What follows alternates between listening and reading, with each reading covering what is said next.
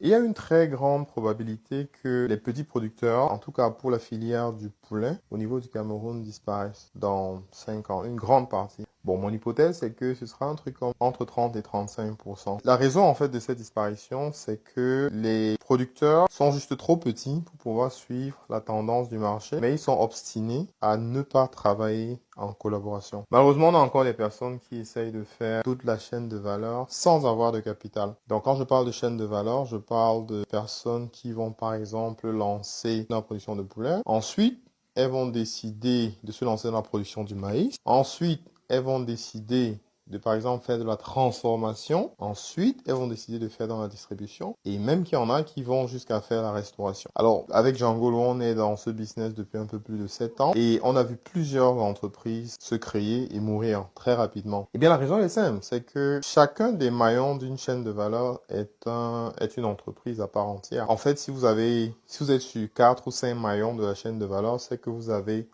4 ou 5 challenges. Donc, vous êtes en 4 ou 5 segments différents. Et ça veut dire que vous avez des concurrents dans 4 ou 5 domaines d'activité. Et tenez-vous tranquille, il y a des gens qui font ça depuis 20 ans. Donc, il vous faut être véritablement solide pour pouvoir être sûr de faire tous ces différents segments-là en même temps. Malheureusement, en fait, ça semble évident de ne pas se disperser, surtout quand on n'a pas d'argent. Bon, quand on a l'argent, la question ne se pose pas.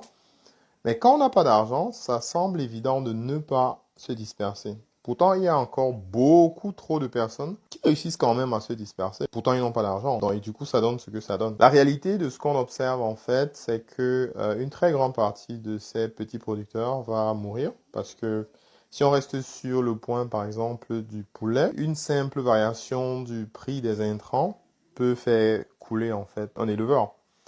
Il en est de même si, par exemple, il a une grippe aviaire ou un truc comme ça. Du coup, il y a aussi un autre facteur qui arrive, c'est que de plus en plus de producteurs, de grands producteurs, et je crois que ceux qui sont dans la filière, ils savent à peu près de qui je parle, il y a de plus en plus de producteurs, qui soient nationaux ou internationaux ou étrangers, qui viennent s'installer et qui vont faire des quantités de plus en plus grandes. Donc, il y aura de plus en plus de challenges.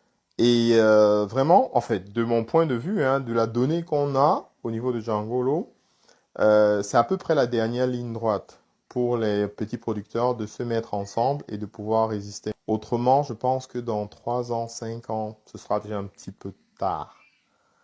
Donc, si tu es producteur et que tu m'écoutes, bah, c'est le moment de te mettre ensemble. Et bien entendu, si vous avez des questions sur comment le faire, parce qu'il y a déjà un groupe d'éleveurs, par exemple de poulets, qui travaillent avec nous pour pouvoir se rassurer ils ont accès au marché et qu'ils ont accès à un certain nombre d'intrants et tout ce qui va avec. Donc, n'hésitez pas, laissez un commentaire. Je suis curieux de savoir quels sont vos points de vue sur la question et à bientôt.